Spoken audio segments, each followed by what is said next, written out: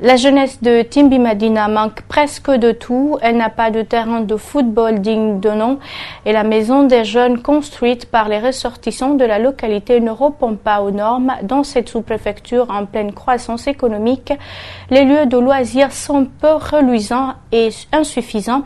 Les autorités locales n'auraient pas comme priorité la promotion et l'aménagement des sites touristiques existants. Abdourahmane Ba et Thierno Sadouba ont fait le constat pour vous. Suivez. Timbi Madina, c'est la ville des pommes de terre, mais les jeunes d'ici n'ont toujours pas de place où se distraire.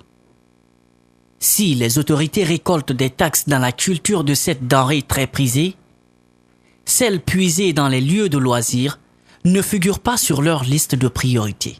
En parlant des lieux de loisirs ici, on a seulement le terrain de basket qui est là, plus la maison des jeunes, mais très mal entretenue. La maison des jeunes, rien à l'intérieur, qui montre que c'est une maison des jeunes.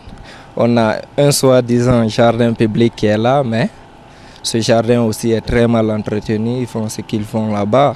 Dans cette sous-préfecture, le seul endroit qui apaise l'amertume de la jeunesse, c'est cette maison des jeunes construite par les ressortissants. Ils ne le cachent pas. Ces jeunes veulent que les autorités locales engagent des actions pour promouvoir la culture et le sport dans cette sous-préfecture. Nous sommes allés plusieurs fois au niveau de la commune pour seulement des aides, parce que les associations sont là. Moi déjà en particulier, j'appartiens à une association nommée IJAM 2.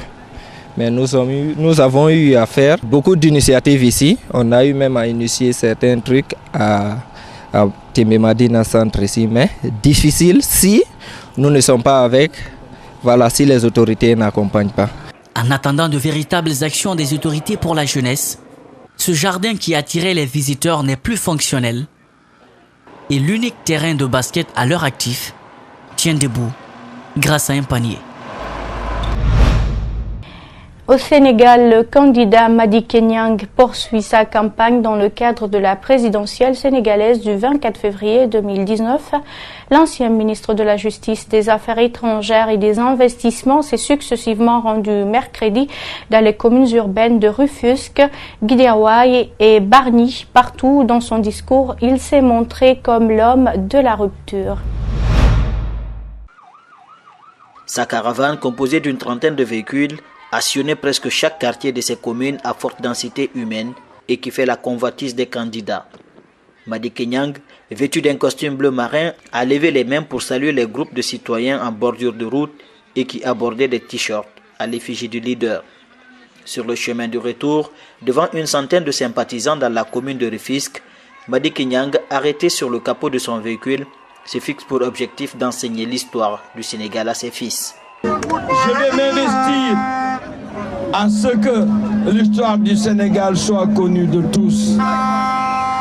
Que nous puissions tous être habités par la chose la plus fondamentale, c'est simplement d'aimer et d'aimer ce pays et d'être un patriote. La mobilisation n'était pas au rendez-vous. Entouré d'un impressionnant dispositif de sécurité composé de policiers, l'ancien ministre de la Justice, Sou Abdoulaye Wade, a vivement critiqué la gouvernance de l'actuel président, Macky Sall. Malheureusement, depuis que le président Macky Sall est arrivé au pouvoir, le Sénégal est condamné dans les instances internationales les plus importantes.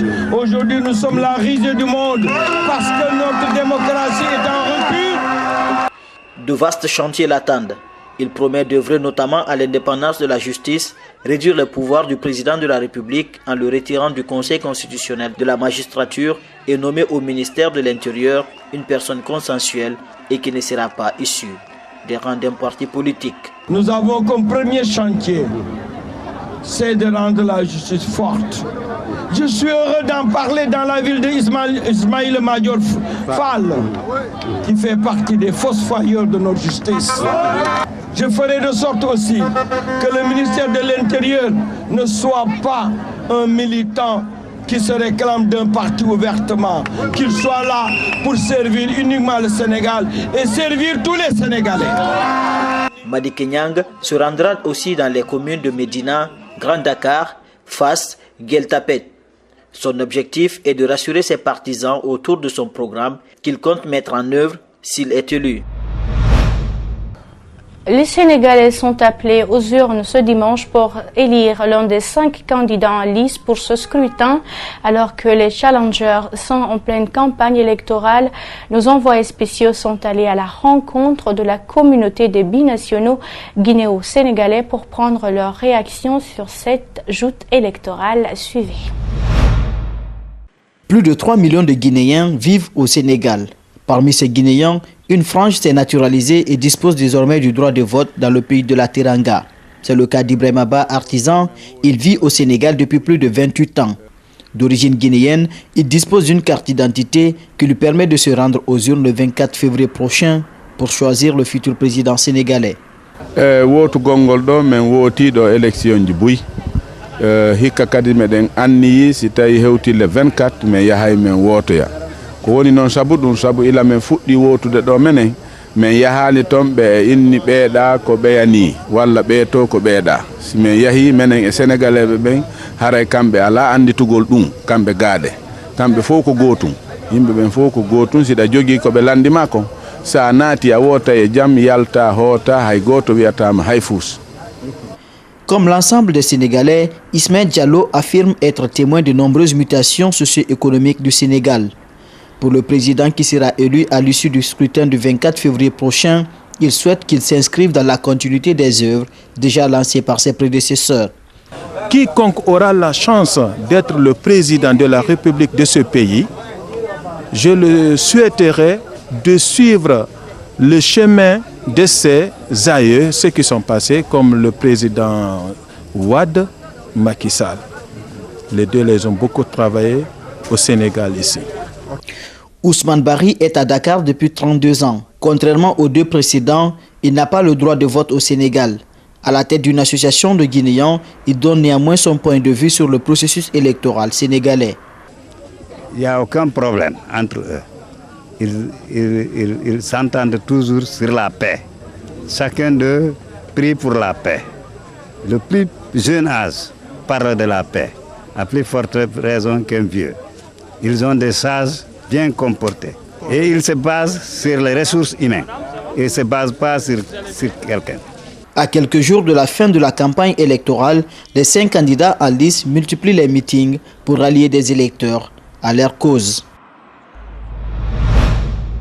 Et c'est tout pour cette grande édition d'Information à tous. Merci de l'avoir suivi. Merci également à l'équipe de la rédaction ainsi qu'à celle technique. Surtout restez avec nous. Le programme continue sur Espace TV. Au revoir.